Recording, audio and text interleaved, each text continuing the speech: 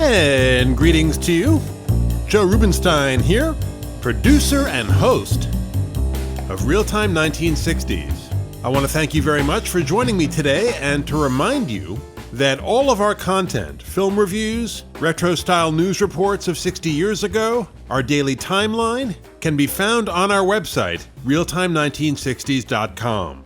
And if you love what we're doing, visit patreon.com/realtime1960s, support this project, get exclusive access to bonus content, and help us continue to bring you this ongoing multidimensional portal into the past. That's patreon.com/realtime1960s.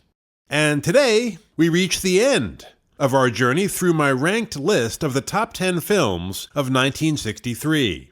Of course, next month, we immediately commence a new expedition through the films of 64. After much careful deliberation, I have now completed that ranked list. But just to review the current series, films 10 through 2 for 63 were From Russia with Love, This Sporting Life, Crisis, Behind a Presidential Commitment, The Great Escape, The Organizer, The Birds, High and Low, Charade, and The Fire Within. And today, we move on to our number one film for the year. So without further ado, the final installment of Best of 63 at the Movies, right now.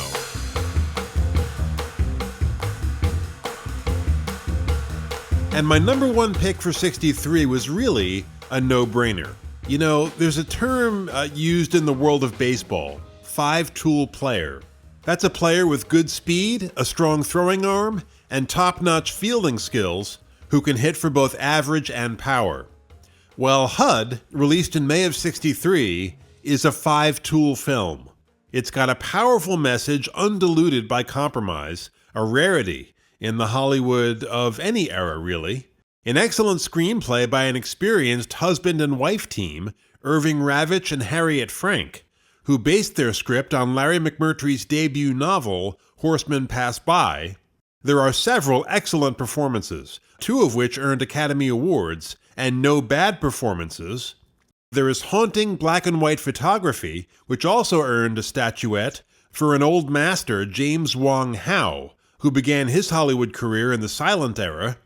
There is yet another tremendous film score by Elmer Bernstein. Last year's number one pick, To Kill a Mockingbird, was also greatly enhanced by his music. That was kind of a chamber score with piano as the centerpiece. This one is even more spare, just acoustic guitar and string bass, which play a kind of elegiac tune in a minor key, which effectively underscores the tone of the film. And finally, brilliant direction by Martin Ritt. Originally an actor, Ritt, in the 50s and 60s, became very much an actor's director.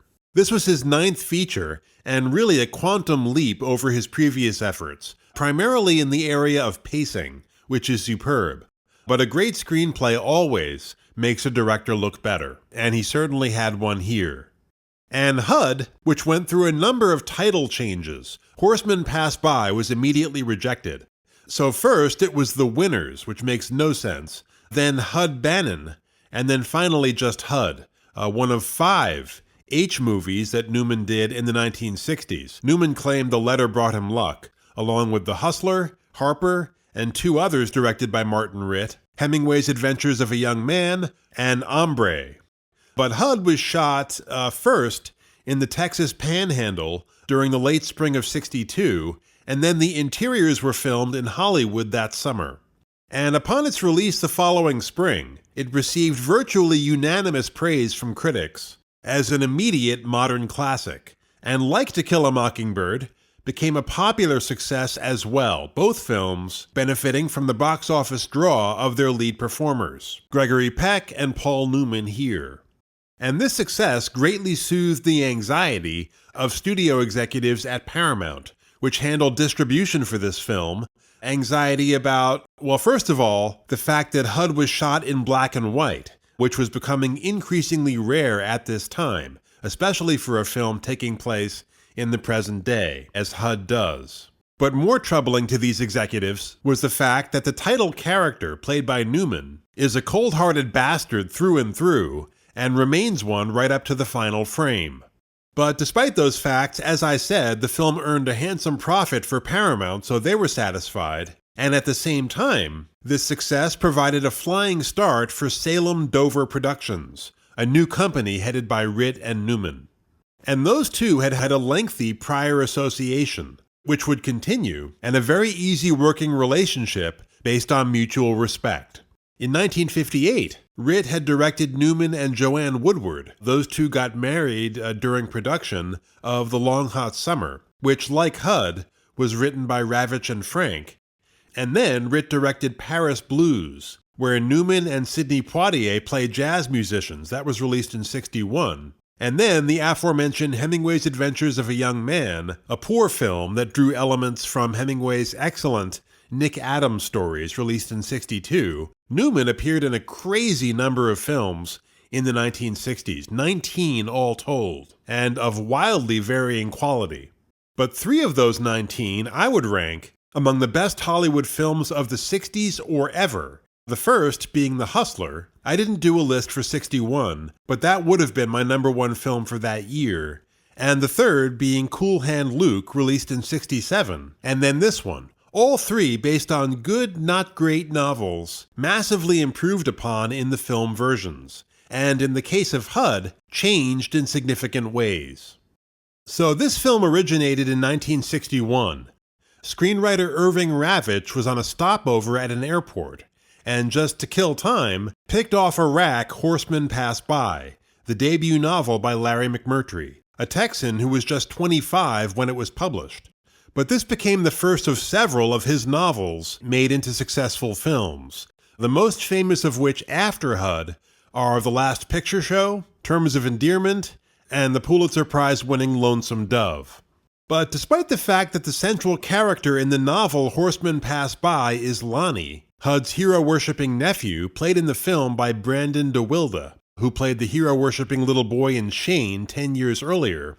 But even though the novel is written in the first person from Lonnie's perspective, and he is a central protagonist, Ravitch saw the amoral HUD character, Lonnie's uncle, as a potentially strong lead vehicle for Paul Newman.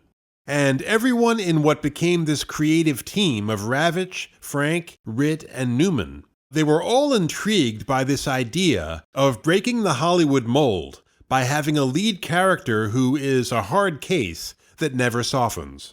And they never wavered on that. When the executives at Paramount read the script that Ritt gave them, they kept saying, "So when does this HUD character get nice?" And Ritt kept saying, "Never." And he stuck to his guns. And Newman really threw himself into preparation for this role, hiring the same dialect coach that James Dean had used for Giant in 1956, Bob Hinkle, a former rodeo performer, to help perfect his Texas accent. Which is not perfect, but it's pretty good. Hinkle actually shows up in the film as the announcer at the Pig Scramble, where HUD competes with other men to catch greased pigs.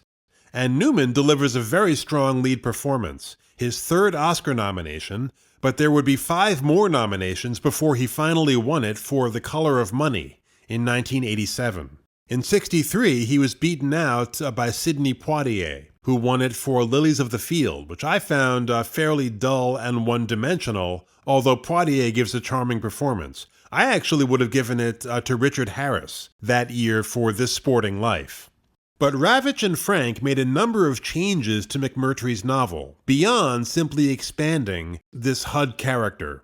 In order to make the generational clash at the center of the film more potent, they made HUD the son, not the stepson, as he is in the novel, of Homer Bannon, the principled, ailing ranch owner played by Melvyn Douglas. And so the fundamental question of the film becomes which path Lonnie, the impressionable teenager, will follow, that of his Uncle HUD or that of his grandfather Homer.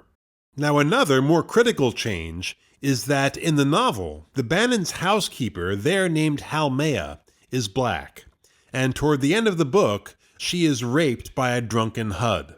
But for the film, Ravitch and Frank made the housekeeper white, renaming her Alma. And while HUD attempts to rape her in her little cabin, Lonnie breaks in and stops it. But I'll get more into the racial switch and the reasons for it a little later. Now, another change is that toward the end of the novel, when Homer is critically injured after a fall from a horse. Hud, quote-unquote, mercy kills him, shoots him like he was a crippled animal, for which Hud faces trial, and McMurtry leaves it unclear whether or not Homer would have survived his injuries or not, and so whether this was actually a murder or not, and he also leaves unclear the outcome of the trial, although it is heavily implied that Hud will be acquitted. But in the film, Homer dies on his own after the accident. There's no shooting.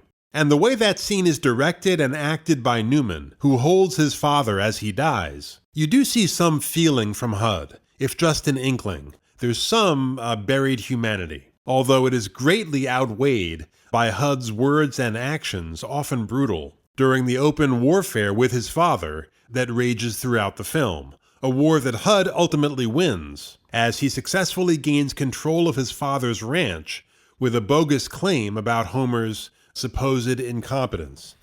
And Hud's claim is based on the central engine that drives the plot of both book and film, and which supports this general theme of encroaching moral rot and death, both physical and spiritual. Prior to the film's beginning, Homer had purchased cattle from Mexico which turned out to have foot and mouth disease, a highly infectious virus with serious implications for farmers and ranchers, as such animals must be destroyed to prevent an epidemic. And as an early indicator of Hud's complete lack of moral compass, at the point when the disease is strongly suspected, but not yet officially diagnosed by government inspectors, Hud proposes to immediately sell all the cattle to earn a profit while they still can, using the fig leaf that the animals haven't been officially tested and diagnosed, a proposition that Homer shoots down, telling Hud, "You're an unprincipled man." And one of the most powerful and haunting scenes in the film comes later, after the positive diagnosis is made. The mass shooting of Homer's cattle, which are herded into a ditch, surrounded by men wearing rifles, some of whom wear long raincoats to avoid being splattered by the blood. And this scene visually evokes the massacres perpetrated by the Nazis and other genocidal enterprises of the 20th century, a connection which was intentional, according to the screenwriters. And before and after the shooting of the cattle, James Wong Howe gets some wonderfully poignant low-angle shots of a stone-faced Homer on his horse, with just the sound of the wind across the prairie. And these shots really make you feel for this old man, as he watches his life's work and his whole way of life, really, just wiped out. Homer doesn't participate in the mass shooting, just oversees it. But he owns 2 longhorn cattle, which he's kept as kind of a nod to the past, when there were many such animals in Texas. And he doesn't permit the government men to shoot these 2 longhorns. He does that himself off-screen. And just afterward, as he trudges angrily from screen left to screen right, and yells out to Hud and Lonnie, who are standing at a respectful distance, "Now bury them." It's a tremendous line delivery by Melvyn Douglas, who won a supporting actor Oscar. You really hear the pain and the rage and the sadness in his voice.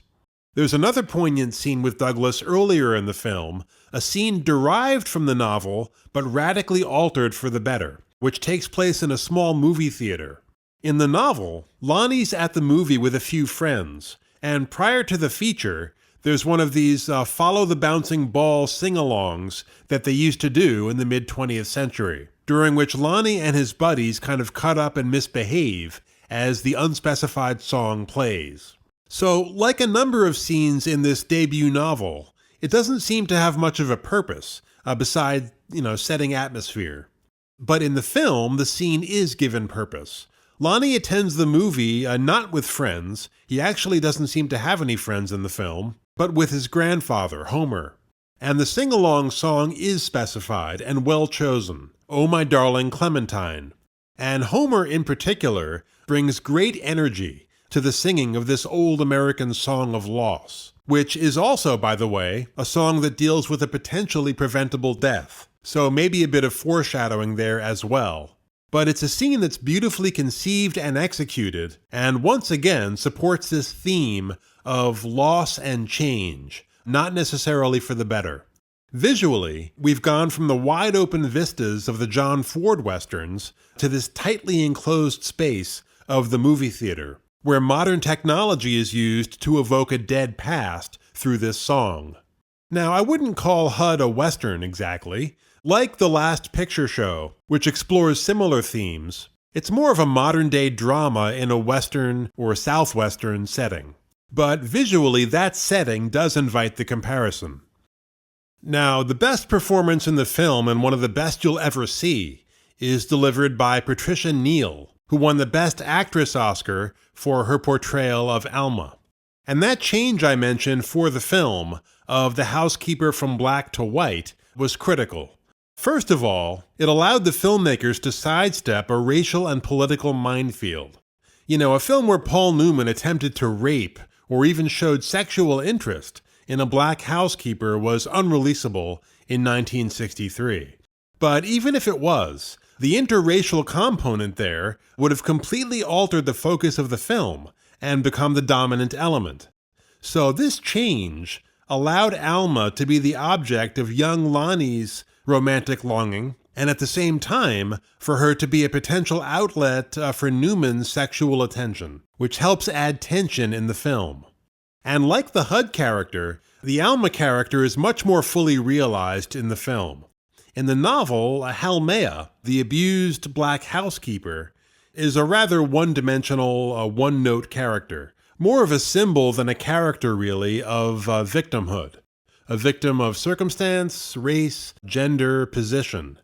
Now, Alma, in the film, is also a victim of circumstance, a single, divorced female approaching middle age, with no real security or much in the way of prospects, but she's also multidimensional and enormously appealing. Strong, wise, witty at times, flirtatious at others, with a wonderful dignity. All brought out beautifully by Patricia Neal's delivery. Originally from Kentucky, she didn't have to work too hard to achieve a plausible Texas accent, and facial expressions. Her eyes in particular speak volumes. When she read the script, her first comment to the screenwriters, Ravitch and Frank, was, well, it's not a very big part. She'd been on the Hollywood A-list for quite a while, dating back to 1949 and The Fountainhead, where she co-starred with Gary Cooper. So this role, in terms of screen time, it's kind of in that nether region between lead and supporting. But she just nailed it from start to finish. And in April of '64, after she won the Oscar, an award she was not able to receive in person, she was off filming In Harm's Way with John Wayne. This was just before his heart attack and her stroke.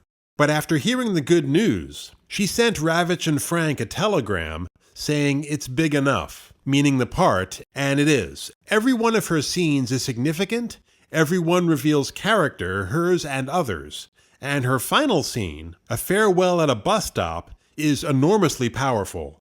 The scene is cleverly divided in two. The first part, her goodbye to Lonnie, who loves her and drives her to the bus stop, is intensely moving. And then her farewell to HUD, who just by coincidence happens to walk by the bus stop after securing the legal rights to Homer's ranch, is also stunning. He does apologize, a bit matter-of-factly, but he does say I'm sorry for his behavior. On the other hand, as she gets on the bus, he undercuts the apology by saying in his kind of detached drawl, "I'll always remember you, honey. You're the one that got away."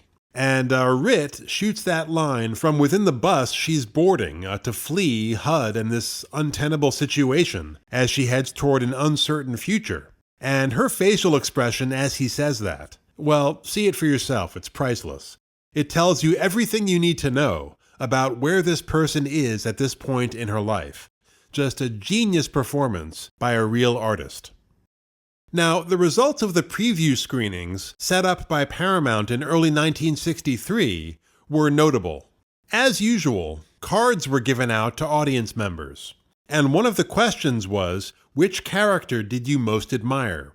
And everyone involved with the making of this film was shocked to discover how many answered HUD, the undeniable villain of the piece. Now, how much of that derived from Newman's likability and considerable personal magnetism is impossible to say.